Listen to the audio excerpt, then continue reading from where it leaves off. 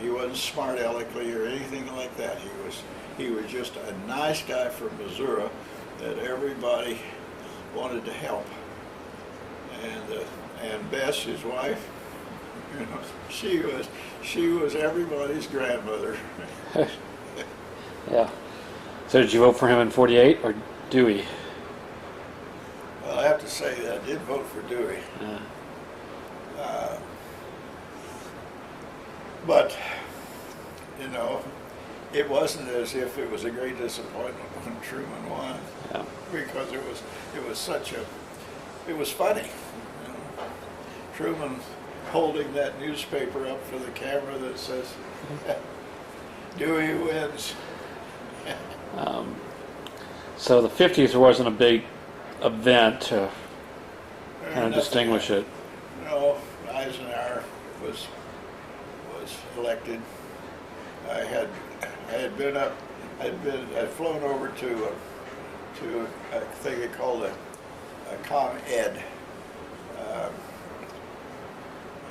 maneuver over at Virginia Beach, where the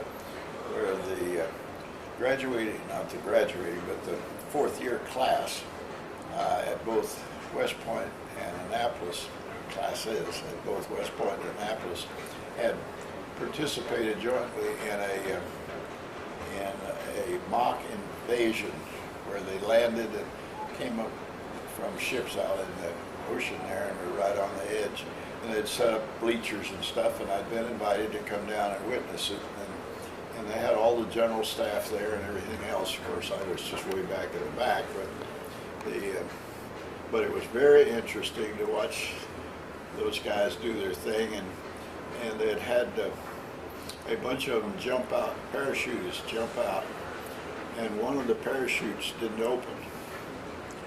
And as he fell, he brushed the parachute of one of the guys that was ahead of him, and the guy reached out and grabbed him and held on to him, and the two of them came down together and landed and weren't killed or anything. And the guy with the 4 stars jumped up and ran to the microphone, "Get that man's name!" And he got a commendation.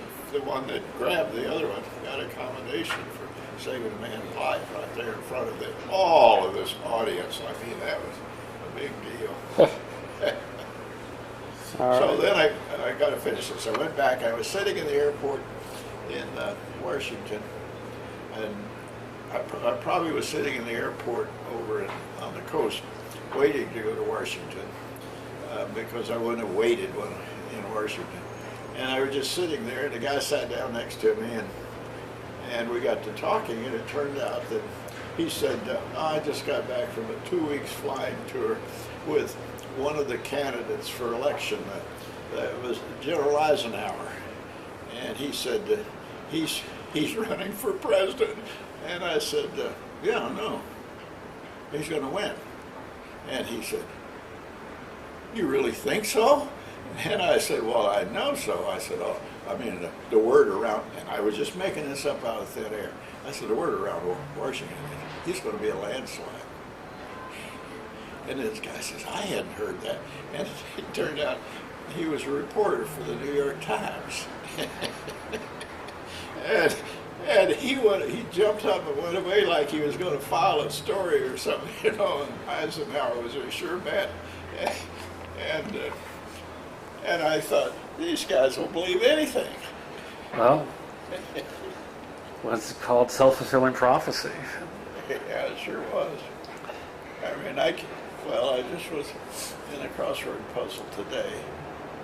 It said, who was the candidate that ran against Eisenhower?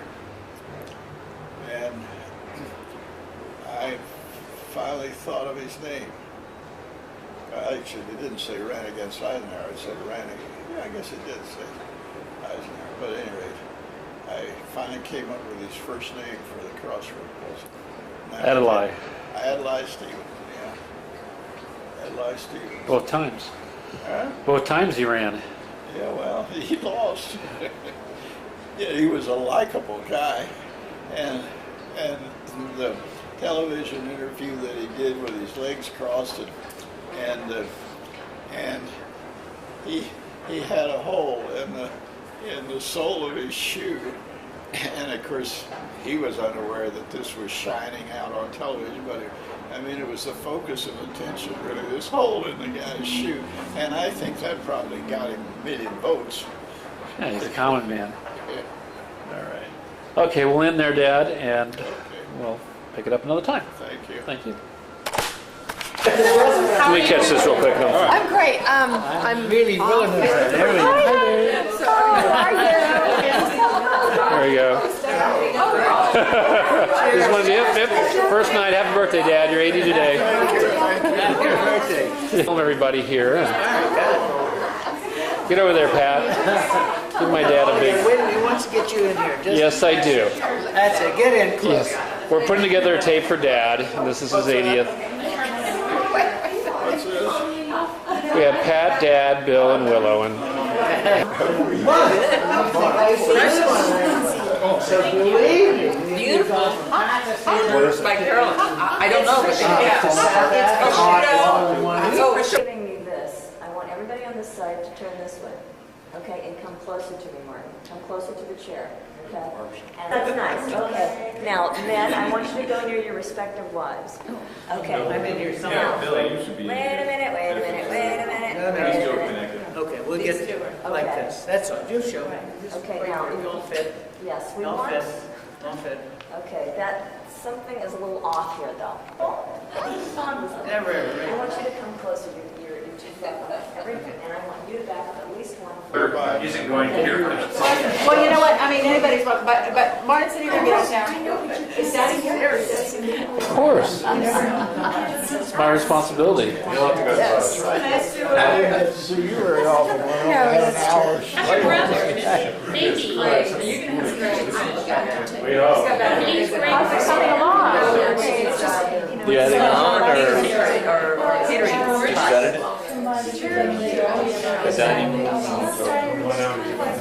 We're shooting for pre-Thanksgiving. Is it sure, Mark?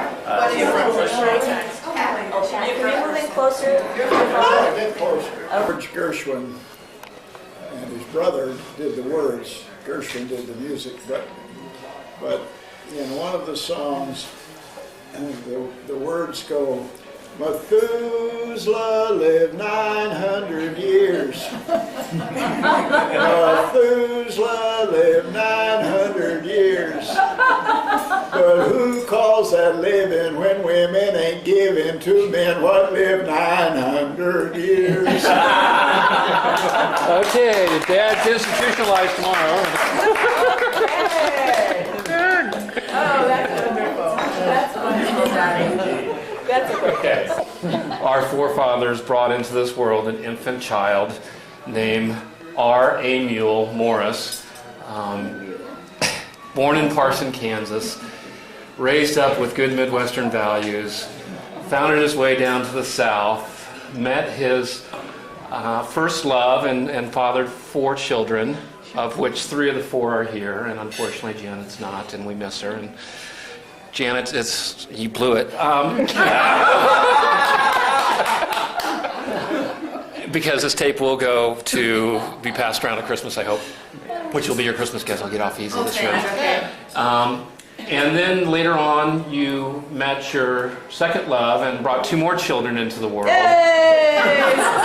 And finally, all 6 of your children brought more children, meaning their husbands and wives, and I waited till the very end, but I said, okay, I will get married. And we are so grateful for all the things that you have done for us over the last 80 years, because if it weren't for you, it wouldn't be us right here, right now. So thank you for staying healthy and wise and always being there for us. And to Dad, Yay. may you live another 80. Thank you so much. Cheers.